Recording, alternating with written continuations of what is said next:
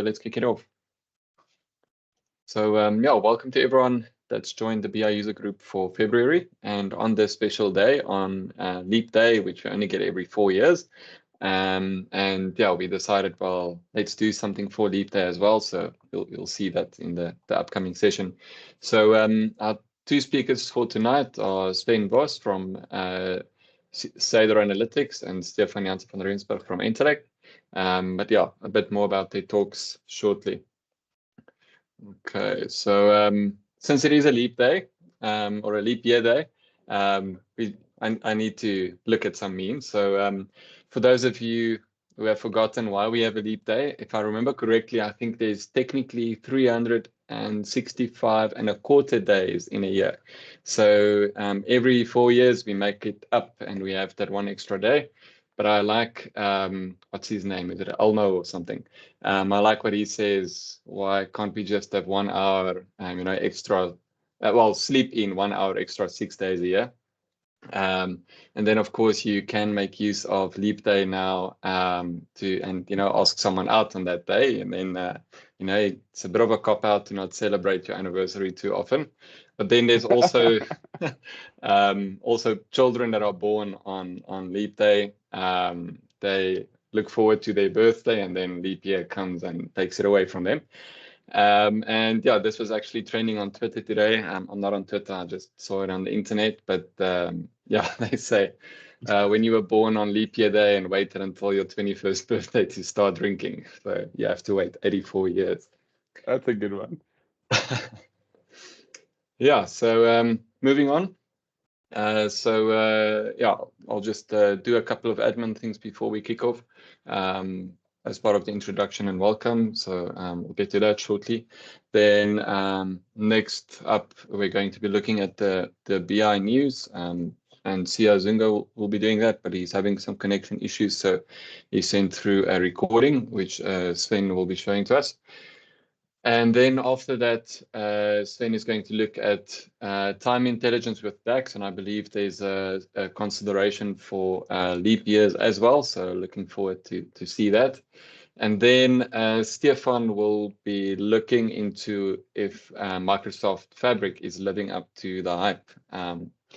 I think especially all the hype that Microsoft has been creating themselves over the last few months. And I think actually I'll just quickly do a reminder of the next event date and closing now before we kick off. Okay, so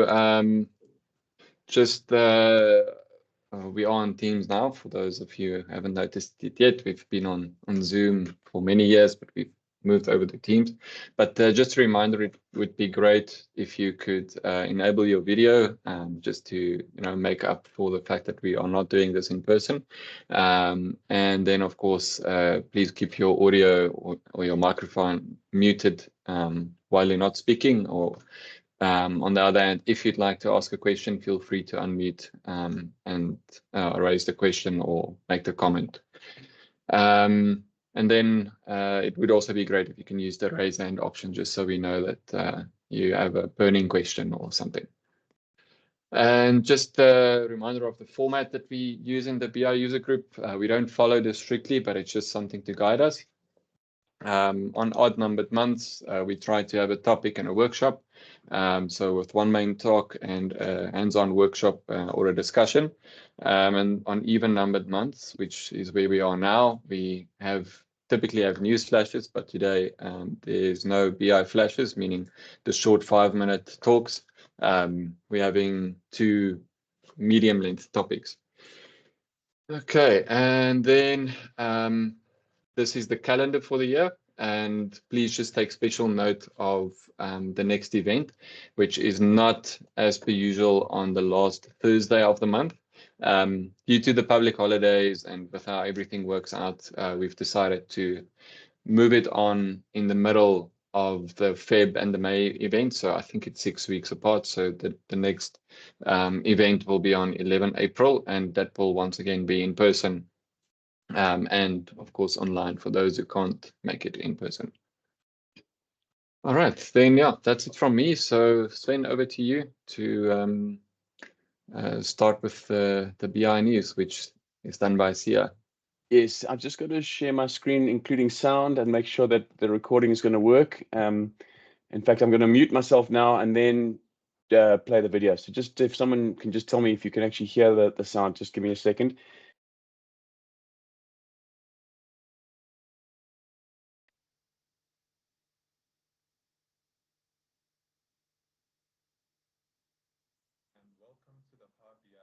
I can hear it's just quite soft, very soft. Can't hear anything. Yeah, still maybe try increasing the volume on the there on the right hand bottom. I don't know if that could. Where are you seeing that? Oh, down here. Okay. Yeah, no, still very, very soft. Well, you've gone very, very loud, but he's still very quiet, so that's not ideal. Okay, so maybe his recording was just quiet, because in my ears you are loud. Okay, but sure. Let me just see if I can actually augment that a little bit. Okay, so that's maxed there, and that's my sound maxed there. That's not going to help. Okay. I was just being quiet there for a bit. Can you hear it if you listen intently or not? No, I don't think so. I can actually hear it if I listen intently. Okay. Yeah, we hear some words, but yeah, so Sven, maybe we can, if you're ready, we can get into your presentation and then Stefan's, and then we see if we can sort out the technical issue, and then we do the BI news last. All right, that's a good plan. Yeah. Let me stop that. I'm still going to share, obviously, in this case. Fine. So let's minimize everything. Okay. All right. So before I talk about my session, I just want to remind everyone that there is an event this coming Saturday. We theoretically haven't closed the entries yet. In fact, I'm printing up the name tags tomorrow evening. So if you are still keen to enter or register for the Global Power Platform Bootcamp, which is a global event happening at a whole lot of different cities around the world, either last weekend or, as is the case in Johannesburg, it's this coming Saturday. It is the Power Platform. It's at Microsoft in Bryanston. It is in person only, so you can't attend online. It is free. It is also the whole day, 8:30 till 4. There's more than 20 speakers, and it should be very cool. Lots of topics spread across the Power Platform, obviously Power BI being one of them. So if you are keen, I'll actually just put I won't do it right this second, but I'll put the link in the chat after my presentation if anyone wants to RSVP. Okay, all right, excellent. In which case, let's jump into this. I always love special days, and certainly leap year is a special day. If we do have time, I'll tell you the whole story about how leap years happen, because there's an exception to an exception every 100 and 400 years to make it actually achieve what it was set out to achieve.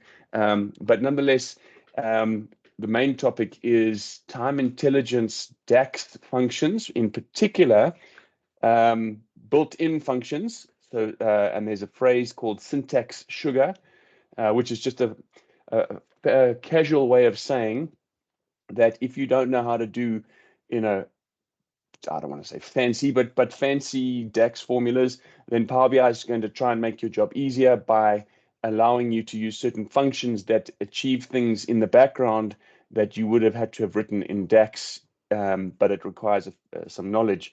So syntax sugar says we'll make your job easier, and you can just use a function for that. And in many cases, in fact, I would say almost all cases, the functions work brilliantly for time intelligence, so there's no reason not to use them, with one exception. Okay, and I discovered this problem back in 2016. We were doing year-to-date measures for one of our clients, and their year end was February, and 2016 was a year divisible by 4, which is the main way of figuring out if it's a leap year. And we were just testing the numbers, and the leap year day wasn't adding into the year-to-date values and so on. So it was, a bit of scratching your head at the time and thinking, why is that? And genuinely, Microsoft haven't fixed that problem. And maybe, okay, and I must stress this problem will not affect you unless February is your year end. Okay, so that's the main point. If February is your year end, which is the case for many South African companies, but not the case, I think, in the rest of the world, or certainly not in America. So as a result, I don't think that they're that worried about this problem because it doesn't affect very many companies. But in South Africa, if your year end is February, this is definitely a problem. So that's what I'm showing you here. Once I've shown you the problem, then we'll zoom into the details as to the Power Query steps and the data modeling steps and the measures to see what the problem is and how to fix it. Okay, so here's just the first part here on the left-hand side. If you're doing sales amount year to date with a December year end, you've got no issue whatsoever. Green is good. Okay, so 2021 is 365 days, 365. There it is, 366. So that's no issue whatsoever. Okay. The problem comes in if I'm using a Feb slicer for my year end, and I'm using built-in functions for year to date. There is a argument of the total year to date function that you put in your year end. So if it were December, you'd go 31/12, okay, or if it was June, you'd go 36, meaning the 30th day of the 6th month. Okay. So that's how you would normally do it. The problem is, obviously, what do you do if it's February? So I've given you two scenarios. The one is where that argument of that expression or that function is 2802, and the other one is 2902. Okay, now if you look here, if you express it this way, you're correct in the normal years and you are wrong in the leap years. Now that's just showing sales amount of 1, because I'm basically really just having, well, you'll see it when I show you the Power Query steps. I've got R1 of sale per day every day of the year. Okay, so genuinely in this case, if you were using this year-to-date function, it would give you 1 day of sales only. Okay, and I mean that's clearly very, very wrong. Okay, so then you might say, okay, no problem, I'll just use the 2902 argument. But the problem with that is it gives you a slightly very close but not right value for 2022 and 2023, and there's also 1 day short in 2024. Now what it's really doing is it's ignoring, okay, I'll just show you in a more detailed pattern. So this is the sales amount is effectively one rand of sale per day, and there's the one version, there's the second version. Okay, there's the correct one using a nice pattern, which I'll show you. But just to come and have a look at it, what it's really doing is, let's drill into February. Okay, what it's doing is there's 1 rand per day. There's the accumulation. Okay, February. Okay, if one of you guys could just mute yourselves there. Yeah. Okay. All right. There's the accumulation year to date. Obviously, that what it's doing is when you express it as 28 Feb. It's going to lose that last day. So it's actually counting 1 day only in February. It's ignoring these other ones. Okay, so that's definitely very wrong.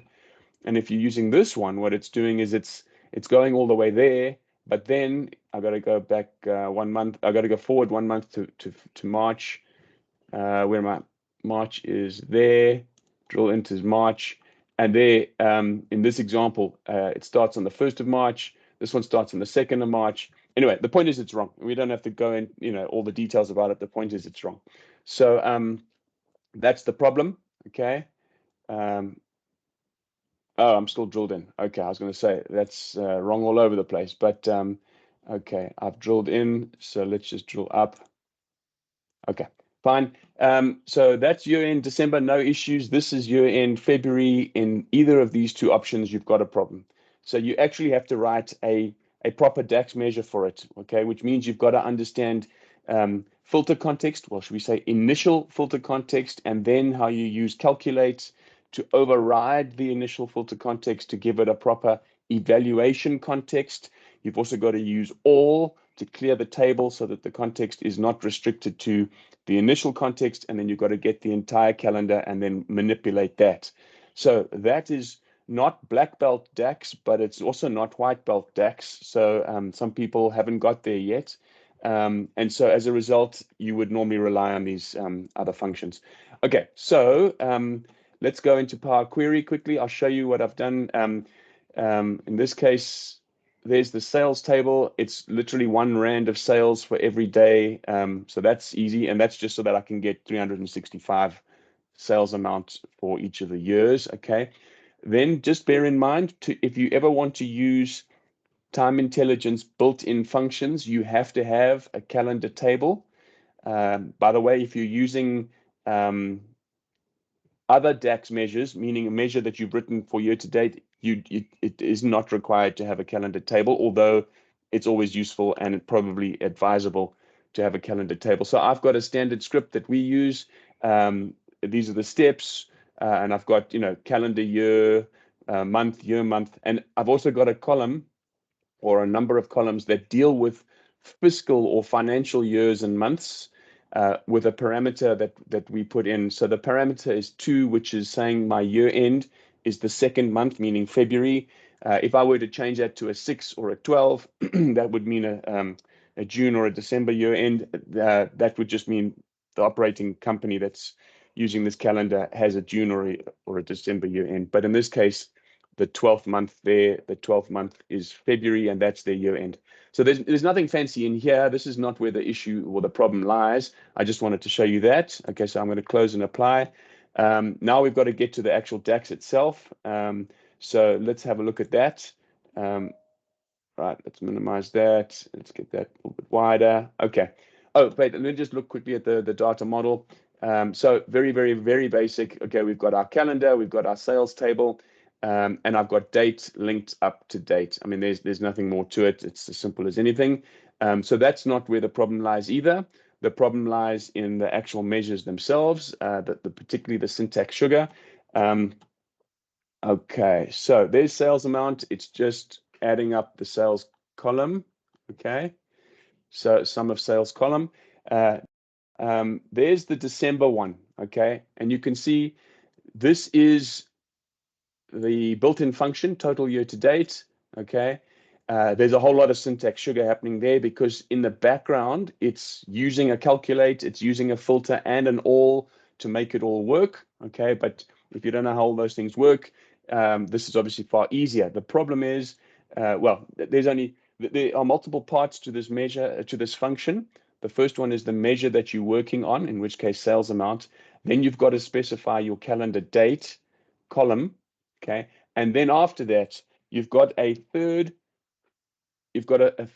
and fourth argument. In fact, I almost think this is also a bit buggy because in actual fact, you're trying to actually put in the year end date as the fourth piece. But if you do that, it gives you an error if you haven't put in a third piece. So it's actually, I personally think this one's is buggy. But anyway, the point is for a December year end, you actually don't need to put in those arguments. The default is a December year end. So that's why it is left just short and sweet like that. Okay, and that's that measure over there. Okay, but now we go and try the other ones. Okay, there's the year end of 02/28. I just put the American date format in there, month, year. Okay, but this, by the way, is in the third placeholder, the third part of the function. Meanwhile, to my mind, it should actually be comma. Well, that should be the third one, which is left out. There's the fourth one. But anyway, we're not going to go down that road. But that's the one that's also not working because it yields this answer. And then the other one, which is this one, is a slight change. It is also not right. It yields this answer. Okay, so I've taken a long time to explain the problem. But now we've got to look at a pattern. Now, this pattern, if you are not that strong with DAX, might actually, well, is actually overwhelming for many people, but it is a pattern that you could actually use even if you don't understand it. Okay, it is a safe pattern. It's used all the time. And what's nice about this pattern is you can use it in multiple scenarios. So if we've got time, I've got a little section called extras, and we can cover that, but I'm nervous about time. So anyway, the pattern is there. All right, so whenever you're adjusting initial context, you have to use calculate, okay? Then I'm working on sales amount, so that's fine. But then I have to go all calendar, otherwise I'm stuck with a particular context for my calendar, in which case it is February per particular year. So that's not going to give me the right answer. So I've got to clear the calendar and start with the full calendar.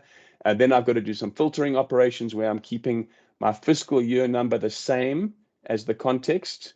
And then I'm saying my fiscal month is less than or equal the max fiscal month. Now, this is hard for people to get their heads around. How can I go month number less than or equal to max month number? And we don't have time to go into the bits and pieces of how that works, but this is the pattern, okay? This is the year-to-date pattern, okay? And it works. That's what it's giving you, okay? Now, you might say, whoa, that pattern is just overwhelming. Use the pattern anyway. I mean, it's it came about by Rob Colley back at P3, I think they called Power Pivot Pro, long ago, even before Power BI was alive. They were doing DAX blogging, and he called it the greatest formula in the world. Greatest formula, GFITW, greatest formula in the world, because you could use it over and over again. So, for instance, where are my other patterns? So there's a 3-month moving average. It's taking the same basic pattern, and it's now getting a window of 3 months moving average. Or I've got another one. Oh, I think there's the life to date one. So there's the same basic pattern starting there, but now it's a slight tweak here to get life to date or cumulative. Okay. And you can also do year to date of a prior year, and you can do all sorts of other things with that same pattern. Okay. And I guess, yeah, that's almost as much as I wanted to say now, is just be careful. If your year end is February, you've got to use this pattern. Okay. Don't be scared of it. Google it, try and learn about, filter all. In fact, Matt Ellington had a nice blog post about this, about how this max story worked. Let me find it. How to get your head around that piece, for instance, which is very similar to this piece. It's like year num is equal to max year num. What's that about? This max year num is actually feeling the context that you're getting from the year here. And then it's filtering the table to based on that context. And this month num is feeling the context of February, and it's bringing that in. So it's any date less than or equal to February being the 12th financial month number, because it's February year end. So that's how that works. Anyway, yeah, that's the end of what I'd planned to do. It wasn't meant to be a how-to. But also, just to maybe make another point, there are other time intelligence functions out there that work absolutely fine, no issue. It's just this one being the year-to-date one. There are other syntax sugar ones or DAX functions that work. So dates between, same period last year, date add, and there's, the list goes on and on and on. So they all work. And if there is time, I can talk a little bit more about how this column called month int and a few other things, but we still have to do the news, and we still have to do Rian's thing. So Rian, Stefan's thing. So Rian, as you've suggested, let me just work on that video quickly, see if I can change that in any way while Stefan does his thing. Okay, I'll also just be talking to you, just offline or somewhere else to look at some options. You'll just see in the chat that we suggested just switching off your team's noise suppression.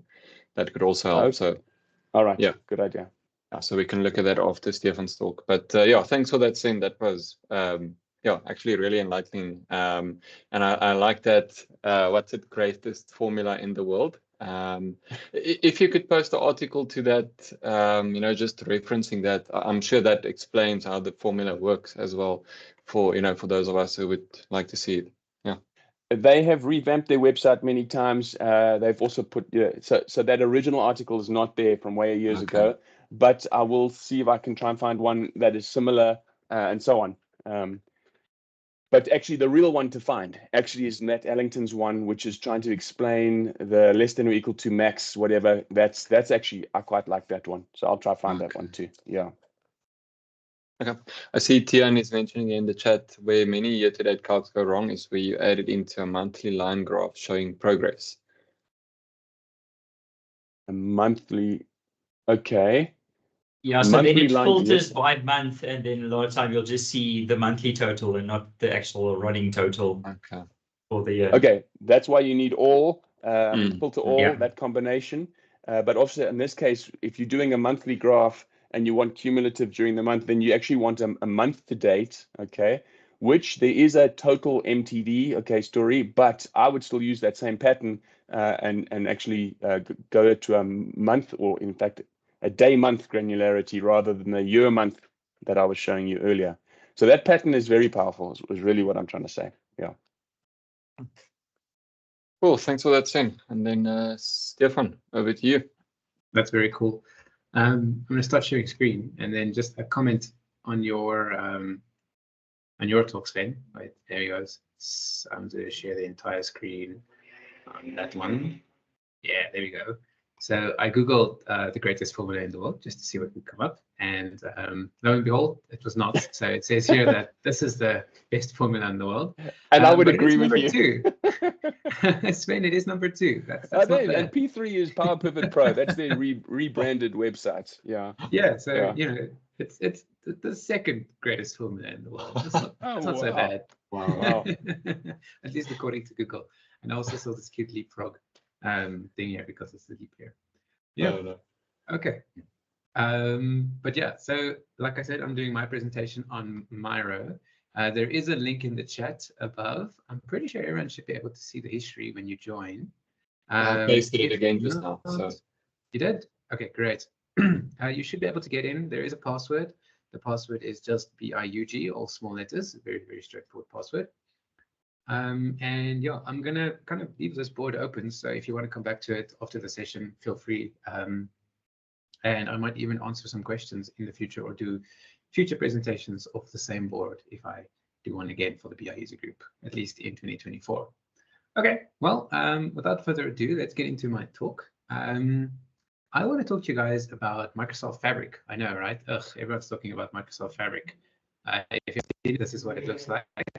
It's supposed to be all of your data in one location, organize, collaborate, and create. It's got a bunch of experiences. And that's really the thing I want to talk about. So what qualifies me to do this talk? Not much, I will say. I've been playing around with Microsoft Fabric for the last, I think it's for 3 months or so. Actually building a POC right now where we're streaming in log analytics data from an Azure platform, and then trying to flatten as JSON files, and then trying to flatten that out and draw some intelligence from that, if you will, and doing so with a medallion architecture, so processing the data from source to bronze and silver and then finally gold, and making that available with Power BI and other API querying tools. But not too much on that. What I really want to talk about is Microsoft Fabric living up to all of that crazy hype that Microsoft was making throughout last year. Oh, that reminds me. As I'm going through the talk, I made a bunch of stickies. So please put your name on a sticky. And if you have any questions, there's going to be some spots where I actually ask you to come onto the board and make some responses. I see here. Rian, can you add these people to the boards? Can you send them the invites while I'm doing this? No, it doesn't look like this board is. Have to do it. Yeah, Yeah. it doesn't look like it's public. Let's just try sharing again. Just click on the share button. I think, Okay. yeah, there we go. That anyone with the link? No Can edit. access? BIUG. Yes. Yeah, Okay, I there think we that go. was the no, don't copy from there. Oh, I think actually, just go and set. click on the save, Oh. yeah, and then it actually I copies the see. link. BIUG. But you need a longer 2024. password. Hey, there we go. Okay. Now I can copy link. Okay. Yeah. Okay, I've copied it. Let me paste it again. And Yeah, then I go. see it's Okay. public now. Okay, yeah, so Okay. Let me just say the password is now BIUG 2024. There you go. Okay. Update it there. Okay. Cool. Okay. You should just be able to hop onto that now. Thanks for the help, Brian. New to the whole Miro thing. Yeah, so please jump on the board, everyone, and follow along there. I'm going to ask you some questions. And if you're not on the board, you can't participate. So Everyone knows that humanity is creating more data than ever. In 2023, we're creating a whopping 115 zettabytes. If you're wondering what a zettabyte is, it's a billion terabytes. So we're almost at 200, which I think is crazy. And more data means more data processing. And more data is becoming unstructured, which means we're looking at things like voice data, images, or even videos. So how do you deal with all of this unstructured data? You need something that can understand a bunch of different types of data, structured and unstructured, blend them together, and give you a nice data fabric. And that brings me nicely into this hype cycle that I've got here on the right. So you can see this is what Gartner posted for the 2023 hype cycle. The concept of the data mesh is up here and data fabric is down here. So it's actually past the peak, which means that we are beyond the peak of inflated expectations. And now we're going through the trough of disillusionment, asking ourselves whether it's actually worth all of the hype that we had up here. And that's exactly where I am with this presentation. So without further ado, let me tell you a story about one of Fabric's competitors. So all the way back in 2009, a small number of people who were very intelligent and had a lot of PhDs invented a little tool called PySpark. And they made this whole tool open source. And they built this tool to process big data. Now, legends go that there was that Netflix actually ran a competition. And I think it started in 2006.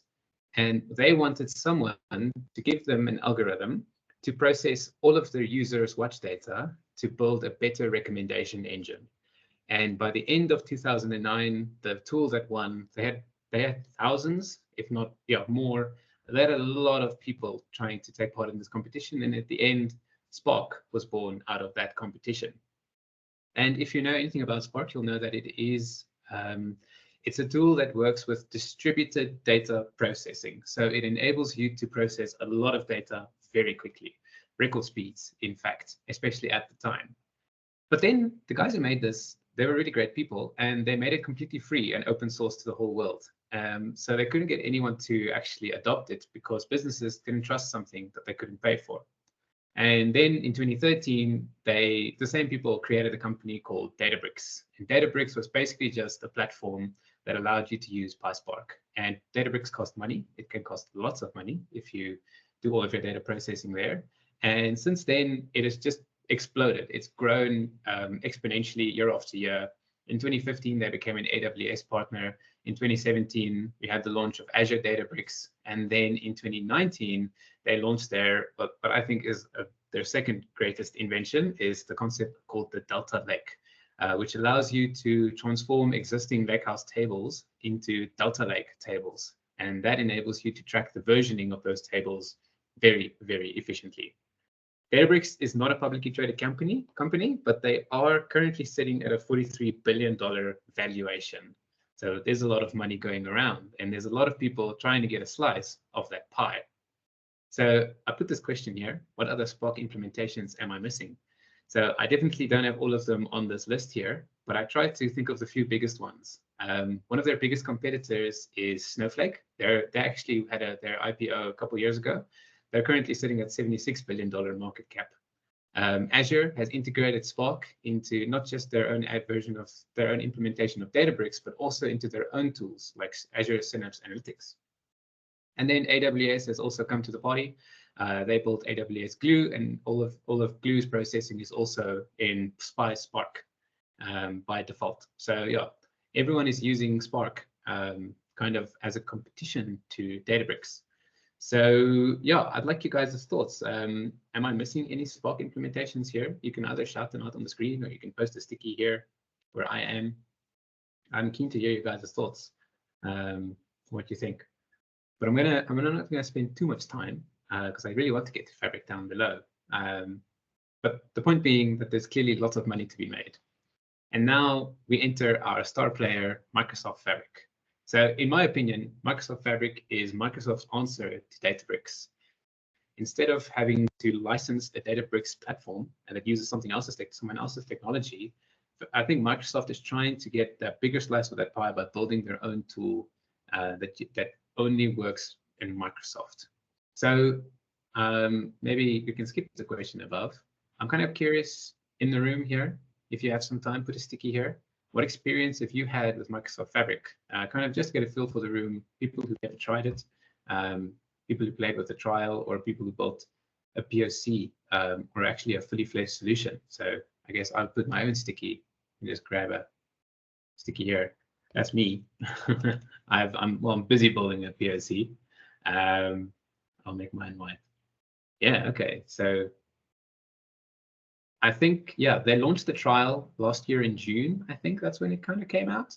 And then it came into general availability. Well, when was it? Was it September? Sometime at the end of last year. Now, the whole thing is not in general availability yet, but a bunch of it is still. Okay, yeah, I'm seeing a good spread here. That's nice. Okay. Well, people who have never tried it themselves, we're definitely in that row of disillusionment. It's not perfect. It is quite fun. People who played with the trial, I'm sure you've noticed some of the teething issues I have. And the people who built a POC or a solution, I definitely want to pick your brain about some of the problems that I'm having. Okay, but I like to see the spread here. So why would anyone use Microsoft Fabric? Well, there's a few basic promises, right? Fabric promises to be, and these are, let me just say this, this is kind of like the opposite of Databricks, I think. So Databricks is awesome, but it's quite difficult to get into, and it can get very complex very quickly. So Fabric promises to be incredibly simple to use. Of course, it promises to have these built-in application lifecycle management. There's Git support for everything, theoretically. And then promises Copilot, right? Which is super promising. The demos look absolutely amazing. I should actually add a link to that to this board at some point. But you can ask it about your data model. You can ask it about ETL processes. What does it recommend? Promises amazing integration with Microsoft. And of course, it has that simpler per month billing cost mechanism. And that makes it much easier, theoretically, to predict how much this thing is going to cost month after month. As opposed to Databricks, where your best estimation is just, hey, let's let this thing run for a couple of months, and then we'll know how much it's going to cost in the future. Yeah, and there's a lot of things in the roadmap. So I'm not sure who added this green sticky here, but yeah, I feel you. There's a lot of things to be added. I've actually got a note on that. If you plan to work in Fabric at all, I highly recommend bookmarking the roadmap tab because yeah, it is changing very often. So after, let's call it 3 months time working with Microsoft Fabric, how does it stack up against these promises? Well, I'd say the first thing, my favorite thing about Microsoft Fabric is that it really is easy to build solutions. It could be tedious, it could be time consuming, it could be a little bit buggy from time to time, but it definitely is simple. There's a focus on low code, and that makes it really easy to kind of understand the tool if you're using it for the first time. So if you're building a streaming tool, a streaming pipeline for the first time, they make it really easy to build that with kind of the visual cues that they give you in building these things. And then also just enabling you to build PySpark notebooks off of any of your data sources is pretty cool. So I'm a big Python fan. So when I learned that you can do all of your processing using PySpark notebooks, which is an extension of Python, I was very excited. The integration into Microsoft is truly amazing. If you guys have heard of the new Power BI connection method that they've developed just for Fabric, is the Power BI Direct Lake Connections. It's basically a big brother of Direct Query and the hybrid querying model, where instead of each visual sending over its own separate query, it actually bundles all that together and it just sends a single query. Which means your data source is being hit 50 times. If you've got 50 visuals, it's only being hit once. And as such, the performance is much, much better. It also just every data source, every lake or every SQL warehouse that you build, data warehouse that you build, comes with a default semantic model. And you can just immediately start building Power BI reports off of that. It is very easy to start building Power BI reports. And then finally, the Windows Explorer integration. The fact that you can open your Windows Explorer, no idea what window I'm going to open on. Here we go. I've got it on mine. So you just pop here into your one lake, and here are all of your Fabric workspaces. I've got my sandbox here, a couple of lake houses, warehouses, not to mention Fabric's atrocious naming convention. There it is, right? I can just drop files in here. Here are my files. I can download them. I can add them. It's that easy. That's a truly revolutionary tool. Oh, and if you try and delete them, it's actually pretty cool. Okay, that just worked. But that's not good. I tried to delete earlier today, and it said that you need admin rights to delete this thing. So yeah, if you don't have admin rights to the workspace, you can't delete files, which is great, because I think that's a thing that can happen way too easily. I just happen to be admin on this sandbox. I wonder if I can Control Z that. No, I cannot Control Z. I tried. Okay, well, we'll fix that tomorrow. That's fine. Copilot, right? So Copilot, unfortunately, even though Microsoft has very competitive pricing, I think the cheapest tier starts at something like $300 a month if you don't reserve your capacity, and it comes down to about 60% of that, like, I don't know, $200 if you do reserve that capacity. So you can start with Fabric at a very low price. However, Copilot only becomes available in the higher tiers. So in order to get Copilot, you need to give Microsoft at least $6,000 a month. I'm not sure exactly which tier that is. I think it's the F16 or 32 tier. So that's something to keep in mind. 64, which is the same as the P1. 64. It's big stuff. Yeah. Yeah, that's big money. Whereas in Databricks, it's kind of available just as a part of Databricks. So it's just part of it, you know, and that's part of their open source thinking ethos methodologies. So yeah, that's something to keep in mind if you're really excited to try Copilot. Even though the trial capacity is F64, it does not come with Copilot. So you really have to give them that money in order to start playing with Copilot. Let's see. Oh yeah, application lifecycle management. Yeah, it's great for the items that are supported. But let me just quickly show you a list. This is typically what you might end up looking like. So most of your items, KQL databases, event streams, analytics endpoints, pipelines, data flows, most of those things are not supported. So I'd say like 3 out of the 5 items that you're going to use very regularly, they are not going to be supported by Git, which means that you can't check them in, you have no version control, and it means that you can't deploy them. And it means that if you want to get it into a new environment, you're going to have to manually recreate every one of these resources.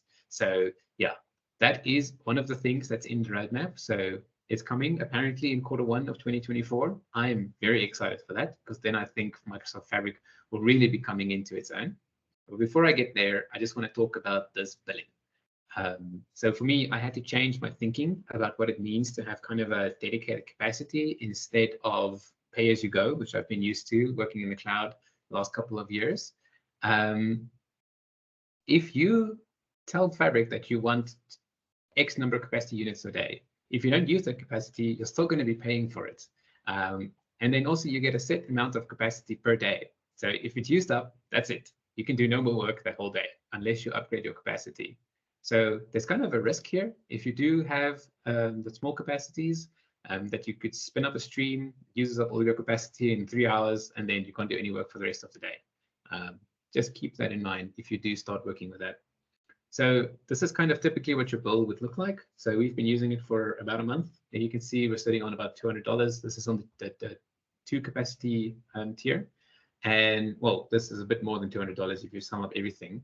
But basically, all the time that it's sitting idle while you're building that POC is pretty much just billed as available capacity usage. So no one is using this capacity, it's just available for you to use, and it gets billed as such. And then as soon as you actually start using it, so if you spin up another event stream, you'll see that your available capacity bill will start going down or becoming a smaller percentage, and then that event stream will take up a bigger chunk of your capacity usage. So yeah, food for thought. It's a different pricing model than I think most of us are used to. Yeah, okay. Now I'm going to get to the disillusionment bit. There are definitely some teething issues with this tool. It's very much not complete. Even though it's in general availability, there are a few very big issues.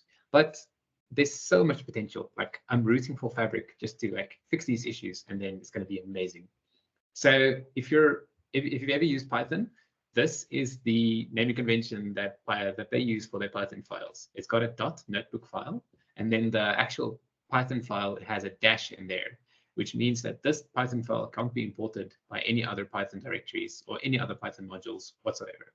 If you want to import that file, you have to import the import library, and then tell it to go import this thing as a string, and then you can finally get that dash into your import statement. and you just have to replace that dot with something else. You can change the folder name of these artifacts, but you can't change the notebook content. That breaks it. I tried. I've spoken about the limited Git integration. It's not great, but it does promise to get better. Most of these items are going to get Git integration support by the end of Q1 of this year. So yeah, watch the space. And then another big limitation is the fact that very few of, actually, there's only one tool, one artifact that I know of that you can connect it, that you can move data with a private gateway, and that is the data flows Gen 2, which is basically a Power Query that you can use to query your data. As soon as you start using those fancy data pipelines, even like data sets querying directly, well, Power BI is going to be fine. That's always been fine. Your notebooks, the amazing shortcut functionality that Fabric has that can connect to any other lakehouse. So if you've got a Databricks lakehouse, if you've got just an Azure storage or an S3 buckets, you should be able to add a shortcut that just points to those files without having to copy them across. It's absolutely amazing. But the limitation is that those things can't be locked behind a firewall. You have to have public access to your storage accounts and your S3 buckets. And that's just not going to happen in the real world. So unfortunately, private endpoints are not supported in Fabric at this time. There's nothing in the documentation about this, just some obscure Slack post, not Slack post, what is this? Stack Overflow post. So yeah, again, I'm sure this is going to come in the future. It's not in the roadmap that I was able to find, but I'm very excited for when it actually starts supporting private connections. It just makes sense in my mind. Yeah, so if you're thinking of using Fabric, you're going to want to bookmark this link here. That's the release plan. You can see all these links are purple because I keep reading them. I'm very excited about what's next in Microsoft Fabric. I haven't clicked on the Power BI link, don't judge me.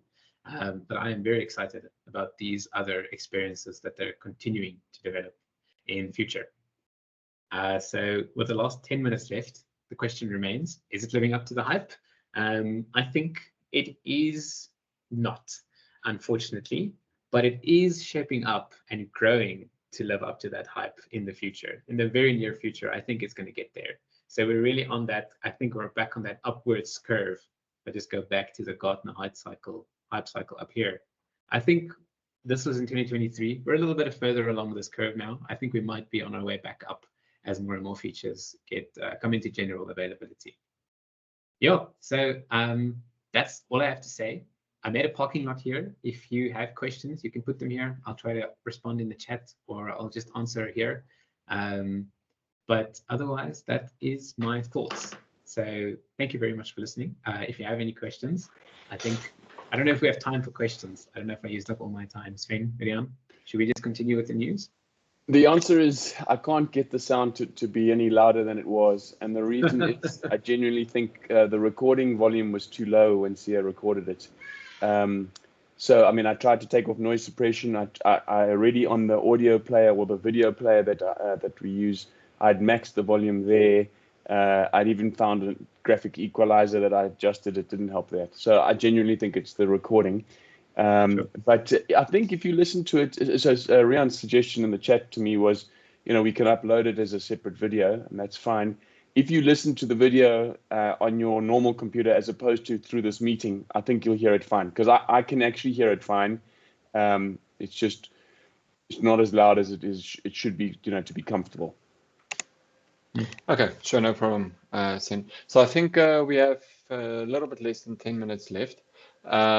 Let's just see if there's any questions about the Fabric presentation, and then if there's time left, Sven, let's go back to the extras part of your presentation. It would be cool to see that. So I asked a question here just with regards to the billing or the pricing model. It sounds like it works like cell phone contracts. You get your minutes per month. If you don't use it, you lose it. Yeah, if it's finished, it's finished. No more done for you. Yeah, okay. That's a very good analogy. Yeah, I like that.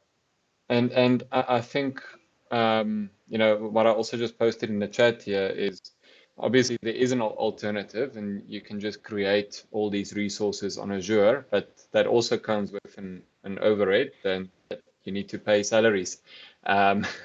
So and that's also a kind of a use it or lose it capability. If your people don't offer what they had to, or what you planned for in that month, you're also going to lose that productivity, if I can call it that. So yeah, it's a trade-off of do you want that complete control and build this in Azure, or do you want it as a managed service because you don't want that overhead. So yeah. Yeah, Microsoft the Fabric does take out a lot of the complexities. They're not an issue anymore. Like I haven't had to think about firewalls in a long time. At least once something is in Fabric, you don't have to worry about it. Getting it into Fabric, that's kind of a headache right now because of all the private connection data gateway limitations. But once it's there, it's amazing. I think they've worked really hard to do that. Everything is interlinked, so you can create, if you have a notebook and you want to link it to a lakehouse, if you don't have, there's a pop-up window that says create a new lakehouse, or if you're in a lakehouse, there's a button that says open in notebook. Everything is kind of linked together quite nicely. So they've really thought about the user journeys and how people use these tools. So the idea is you're looking at the data, you're wondering, like, I have a question, let's pop open a notebook, quickly type some Python, and then you get your answer right away, which is, I think that's amazing. And that's not another tool that I can think of that does it as seamlessly as Fabric already does. Sven, you have a question? I just actually wanted to make a comment. So, I mean, obviously Fabric was only launched in May of last year. And those who can remember what Power BI was like when it was launched in 2015, literally for the first year, you couldn't use it. I wouldn't have used it for a commercial offering at all. Obviously, the monthly releases after the first 12 or 18 releases started to say, okay, now it can start being usable in a commercial environment. And obviously now the rest is history because that's almost 10 years ago, okay? 8.5 years ago. So I think the same with Fabric. They've already said, they've openly declared they are going to treat Fabric the same way as they've treated Power BI with monthly releases. So they're pursuing that very aggressively. And so give it another 3, 6, 9 months, and all the things that were a nuisance or a hassle or just not so easy to use will get ironed out, okay? And that's just, we're just early in the process. That's my view. And in terms of the billing, one of the big adverts that they had about it is if you were using Azure Data Factory, for instance, the pricing there was hard to estimate, okay? If you were using data lake storage or Synapse data warehouses, that was also difficult to estimate. So now what happens is you buy the Fabric capacity and it spans everything, and it's much easier to understand and much easier to calculate. What's harder to know is how much capacity you need. Okay, so the Fabric capacity, is F2 enough, or do you have to go to F3 or 4 or 5? Okay, and that part I actually haven't dabbled with, but that's the hardest. That's the biggest conundrum as far as I see it. Mm-hmm. Yeah, well, on the capacities, so far, like F2 has been enough for at least our POC until we tried to stream data. We saw that streaming in data, they kind of recommend that you need, I think it's like 2 capacity units per hour for a stream, like regardless of how, regardless of how much things you stream. That's just kind of the running costs. And then when you start streaming tons of data, that cost will be increasing. Plus, don't forget, it's shared capacity. So if you're consuming it on the streaming side, there's no capacity left on the data warehousing processing side, or the ingestion side, or the Power BI rendering side. So it's one capacity, one shared capacity environment that has to go across everything. Yeah, and that also, it's a bit of a, it's not that isolated, like, oh, I'm just using my little, I get the bill at the end of the month. But F2 is actually very cheap. I mean, it obviously, I said 2, 3, 4, 5, but that was silly. It doubles each time. So F1, then F2, then 4, then 8, and so on. But those are entry level pricing models. And for what you're getting, it's super cheap. But the question is whether or not you can get by with F8 or F16. And obviously now F16 is, there it is, $2,800, pay as you go. Multiply that by 20, starts to hurt a bit. Okay, if this is not quite your budget, then if you like want to give them all your money, they go all the way up to, I guess that's Yeah, $260,000 a month. Why not? Eh? Go big or Yeah. go home. So Did you, whatever when your you look at budget. the pricing, did you notice that if your region is not South Africa, if your region is America, it's actually quite a lot cheaper than that. It's because the data Right. centers are more expensive to run here in South Africa. So Wonder why. so it is sad, but if you had your fabric located in the US, it's cheaper than Europe, and then we are more so Europe is more expensive than America, and we are more expensive than Europe. Yeah. Did you see my Georgia drop? Yeah. This is $100,000 cheaper in America than it is in South Africa. 100 a month. And it has to do with environment. It has to do with the data center and all the local costs of operating in the particular region where your fabric environment is set up. Yeah, that's very interesting. I see there's a question by Tion in the chat. Where do you guys think Power BI is going? Staying in Power Platform or heading to the data side? If I'm not mistaken, Jurgens from Microsoft Solutions Architect. If No, it's it was Michael. Yeah, It was he did Michael. It's Mike. It was Michael. Yeah. Yeah. That said that it's not staying in Power Platform, right? Yeah. So I attend the Power Platform user group leaders call once a month because I'm the leader of the Power BI user group thing, and we asked that question from the Power Platform. Who's who? You know, the organizers. Okay, and they basically didn't say. But the answer is to me it's clear it's not going to stay there, but they just haven't figured out how to handle that because, I mean, the boot camp is on Saturday, and it is part of the Power Platform boot camp because Power Automate works so nicely with Power BI, works so nicely with Power Apps, so it does all go together. But it's better, it's more suitable home is in the data side of things. Mm-hmm. So that said, I did notice during the meeting, the bootcamp chat was showing that they're going to close the RSVPs tonight. So if you are keen, and I saw Karika did post the link there. Thanks, Karika. So if you are keen to go, then you must RSVP still today or tonight.